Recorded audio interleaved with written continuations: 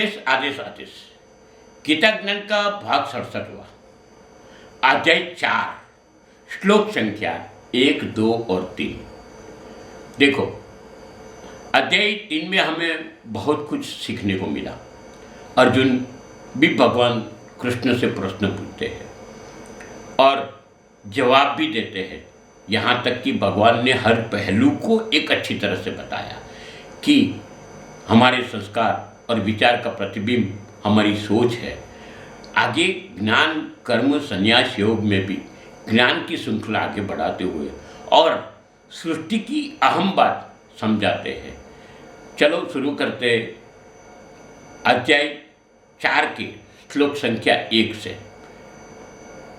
श्री भगवान ने पहले श्लोक में कहा है, मैं अविनाशी योग विद्या का उपदेश मैंने सृष्टि के प्रारंभ में विवस्वान यानी कि सूर्यदेव को दिया। विवस्वान में यही उपदेश अपने पुत्र मनुष्य को दिया और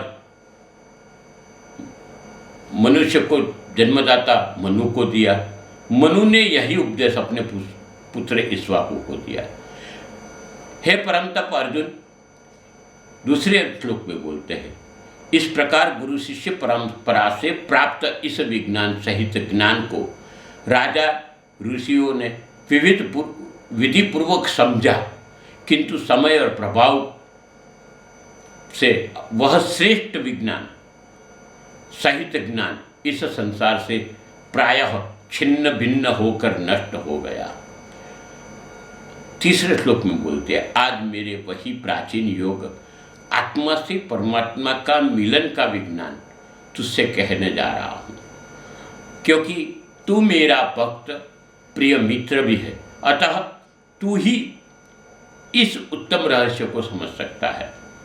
भगवान श्री कृष्ण ने यह जो सूर्य मनु इक्ष्वाकु की बात की, वो सब राजा गृहस्थ थे।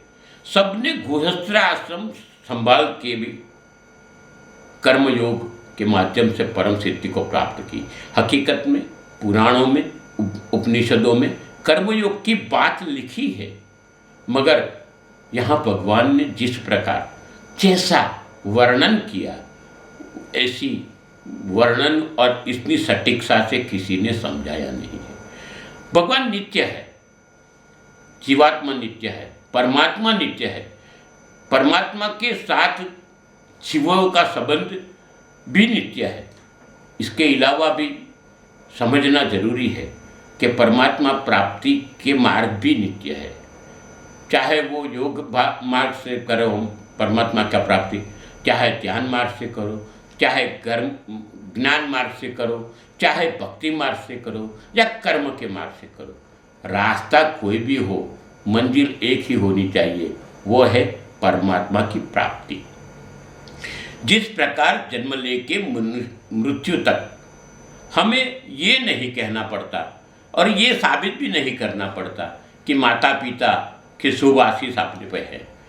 शरीर मन इंद्रिय सब चीज़ संसार की है, वो संसार में ही लगा देना जरूरी है। समझ लो, मिट्टी का छोटा छोटा कण भी महत्व का है, क्योंकि पृथ्वी का वो अंश है और ये पृथ्वी ब्रह्मांड का अंश है।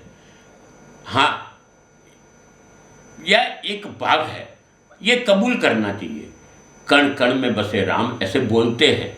सिया राम मैं सब जग जानी, करबू प्रणाम जोरी जुग पानी, बोलते हैं, मगर इसका अनुभव करना भी जरूरी है। इसका मतलब यही है कि हमें कर्मयोग में रहने से नित्य योग की प्राप्ति होती है।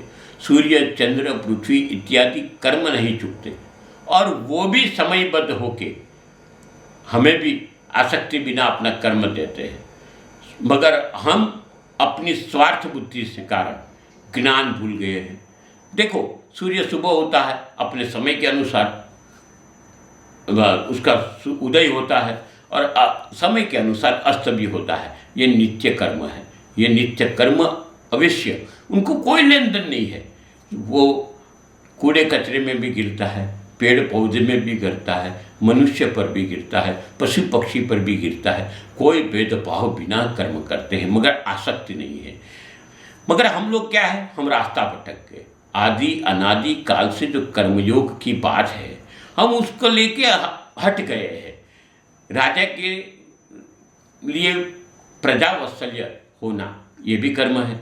राजा से लेके प्रजा तक सब अपने कर्तव्य भाव से भटक गए, तो स्वाभाविक तौर पे हम माया में किनारे को ढूंढ रहे हैं। हाँ, कोई सद्गुरु ही वह किनारा दिखाएगा, वह राह दिखाएगा, पर हमें उनमें भी स्वार्थ दिखता है, काम दिखता है। ये मेरा काम हो जाएगा, बस उसी में रस होता है। सद्गुरु क्या कहता है, क्या कहना चाहता है, क्या समझाता है, क्या समझाना चाहता है, वो हमें समझना भी नहीं है। वो समझना और उसका पालन करना हमारे लिए बहुत जरूरी। तभी भगवान को कहना पड़ा कि हमारा ज्ञान छिन्न भिन्न हो गया है। भगवान ने ये भी कहा कि ये ज्ञान की बात तू मेरा मित्र है इसीलिए कह रहा हूँ कि तू मानेगा, ऐसा विश्वास है। बाकी दो रंगी इस दुनिया में लोग आचरण और वाणी से अलग अलग रहता है। ये जमाना कैसा है, तो मुख में राम बगल में छुरी, ऐसे भगत की दानत पूरी। गुरु का भी व्यापारी तौर पे उपयोग करते हैं, और उपयोग हो जाने के बाद में गुरु को भी भूल जाते। बाकी यह तक दिया है कि कामना से विवेक ढक जाता है और धुएं से अग्नि ढक जाता है। भोग विलास कामना लालसा में फंसा है इंसान को ये सब बातें भी बकवास लगेगी। जो परिस्थिति खड़ी होती है वो अपने कारण ही खड़ी होती है। हमारी लोभ वृत्ति, हमारी संग्रह वृत्ति जैसी पाली हुई हमारी आदतें हमें बिना कारण कोई जगह पे उलझा देती है, और हमें कोई बात समझ नहीं आती, और हम समझने की कोशिश भी नहीं करते। आडंबर में जीते हैं ना।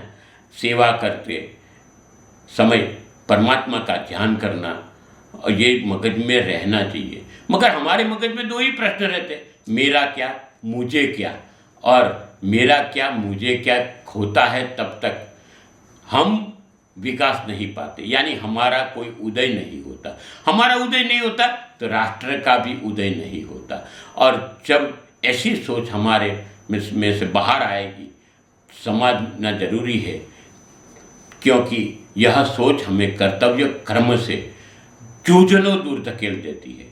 इतनी सब बातें सुनने के बाद अर्जुन को भी संदेह पैदा हुआ और प्रश्न पूछ डाला, जिसकी चर्चा हम अगले अध्याय में यानी अगले पार्ट में करेंगे, क्योंकि ये बहुत गहन विषय है।